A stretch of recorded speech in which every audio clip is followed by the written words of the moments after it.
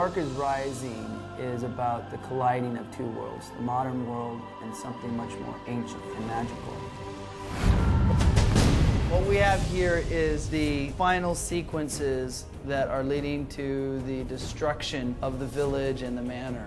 We've built the entire manor set in a tank, and it's all going to be filled with water.